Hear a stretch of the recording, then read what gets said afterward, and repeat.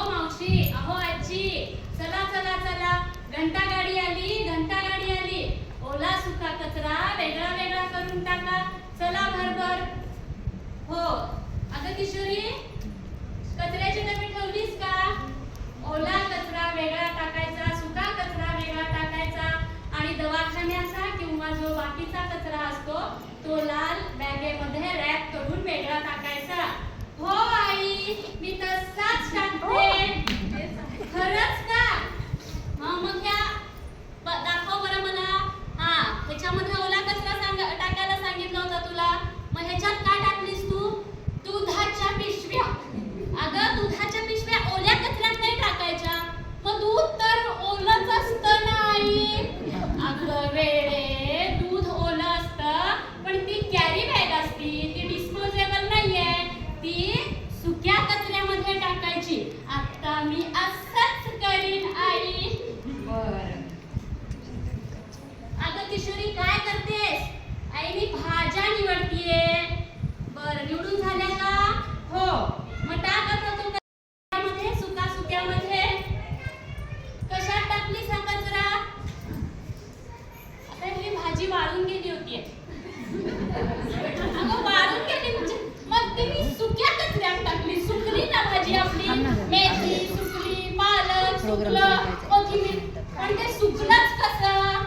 Fridge मध्ये ठेवलं. 8 दिवस तुम्ही गावाला गेल्या होत्या, मग मी गावाला गेले, भाज्या सुकायचा काय संबंध? अहो आम्ही आहे ना दोघं बाहेरच ठेवू. बरं, म्हणजे फ्रीज उघडायचं कामच नाही तुझं? नाही. मग तुम्ही जाताना जशा भाज्या ठेवल्या त्या उघड्या तशाच होत्या. बरं, आणि म्हणून त्या सुकल्या. म्हणून मी आज सुका कचरा सुक्या डब्यात टाकला. अगं माझी आई, ह्याला सुका कचरा नाही म्हणत, मग ह्याला काय म्हणायचं? तर तुम्हीच तर म्हणाला सुका कचरा सुक्यात टाक. अगं सुका म्हणजे जो डिस्पोजेबल नाहीये तो जो सुका कचरा म्हणजे जो डिस्पोजेबल नाहीये तो सुक्यामध्ये. आणि हे भाज्या, आपलं रोजचं खरकट, जेवण झाल्यानंतर काढलेली धुतलेली ताटं, हे सगळं ह्या ओल्या कचऱ्यामध्ये टाकायचं. आता मी असंच करीन आई. कळलं का तुला? हो हो, आता नक्की लक्षात ठेवेल. गाडीवाला आया घर से कचरा निकाल, गाडीवाला.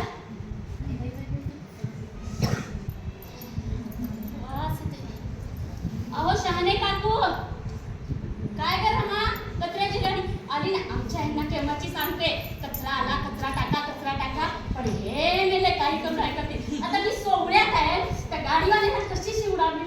काय वास येतोय.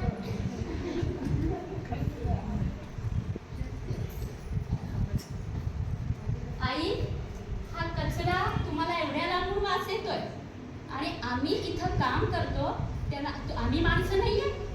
हा, कचऱ्याचा तुम्हाला वास येतो. हा कचरा कोण करतो? तुम्हीच ना.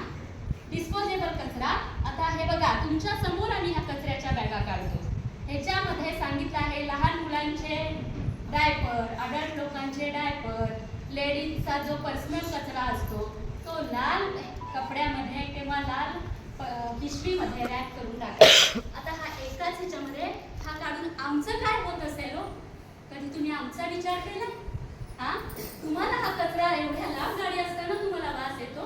आम्हीही माणसंच आहोत. गाडी जवळून जाताना तुम्ही लोक वापरत करता आणि आम्ही त्याच गाडीमध्ये राहून दिवसभर हा कचरा वाहतो. आमचे काय हाल होतात? फक्त पगार देता आणि तोही किती? तुमच्या आम्हाला तिरस्काराच्या नजरेने बघता. अरे वा, कचरा कसा टाकायचा हे तुम्हाला, तुम्ही सगळे सुशिक्षित लोक, तुम्हाला सगळ्यांना माहिती असूनही फक्त कंटाळा म्हणून तुम्ही जो कचरा लाल कपड्यामध्ये रॅप करायचा तो करत नाही. आणि आम्हाला काही माहिती नसतं म्हणून आम्ही त्या कचऱ्यामध्ये हात घालतो, ओला सुका कचरा वेगळा करत असतो. त्यावेळेला तुमचे हे लहान मुलांचे डायपर, अडल्ट डायपर, लेडीजनी वापरलेले पॅड यांना आम्हाला हाताने काढावं लागतं आणि त्यातच दिवस भर जातो. अशा अवस्थेतच आम्हालाही जेवावं लागतं. कधी तुम्ही आमचाही विचार करा. गाडीवाला आया घर से कचरा निकाल, गाडीवाला आया घर से कचरा निकाल. आणि का हो काकू, दिवाळीला तुमचं घरदार, अंगण, तुमचे सगळी बागी स्वच्छ करायची असते. आम्हीच आहोत ना. काय कराल हो तुम्ही दिवाळी दसरा साजरा जर आमच्यासारखे हे कचरा वाहून नेणारे गाडीवाले नसतील, जे 4-4, 8-8 तास या गाडीमध्ये आणि करोना असताना सुद्धा कुठल्याही प्रकारची आम्हाला सुविधा नसताना या कचऱ्याच्या गाडीमध्ये बसून तुम्ही तर किती किती डिस्टन्स अंतर पाळत होता, मास्क लावत होता. आम्हाला मास्क तर राहू द्या, पण मास्क लावल्यानंतर सुद्धा हा किती कचरा आणि किती रिस्क घेऊन आम्ही लोकांनी हा कचरा बघलेला आहे. तुम्हाला त्याची काही किंमत? आणि आज गाडी तुमच्या दारासमोरून जाते, हे करते म्हणून तुम्ही नाकाला पदर लावता. तुम्ही सोहळ्यात आहात, पूजा करता म्हणून तुम्ही आमच्या जवळ येत नाही. पण तुमचा जो देव, जे स्वच्छता तुम्हाला दिसतीये ना, ती केवळ आणि केवळ आमच्यामुळेच आहे. त्यामुळं आमचा असा तिरस्कार करू नका. आमच्याकडे माणूस म्हणून बघा.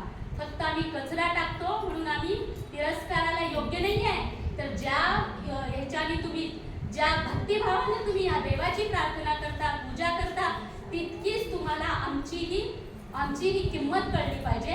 कारण 4 दिवस जर गाडी तुमच्या घरावर आली नाही, घरासमोर आली नाही, तर तुमची कॉलनी, तुमचं हे श्रेयनगर आणि तुमचं सगळा आजूबाजूचा परिसर हा किती शुद्ध राहील, काय वास असतो कचऱ्याचा हे तुम्हाला कळेल आणि सगळी रोगराई तुमच्या घरामध्ये पसरेल. म्हणून आम्हाला ही माणूस समजा आणि आम्हाला असा तिरस्कार देऊ नका. आणि जो कचरा सांगितलाय त्या पद्धतीने द्या आणि तशा पद्धतीने आमच्यापर्यंत पोहोचवा. त्यामुळे आम्हालाही माणुसकी मिळेल, आम्हालाही कुटुंब आहे, तिथं आम्ही जाताना बिनधास्त जाऊ. कारण घरामध्ये जेव्हा आम्ही पाय ठेवतो तेव्हा दिवसभर ह्या कचऱ्यामध्ये वावरलेलो असतो. त्यामुळे आमच्या मुलाबाळांना जवळ घेताना आम्हाला भीती वाटते की आपण कुठला कचरा आणि कशा अवस्थेतून आलेलो आहोत. तर ह्या माझ्या लेकरांना जवळ घेताना सुद्धा आमचे हात थरथरतात. कृपा करून आमच्यावरती असा अन्याय करू नका. कचरा जसा सांगितला आहे तसा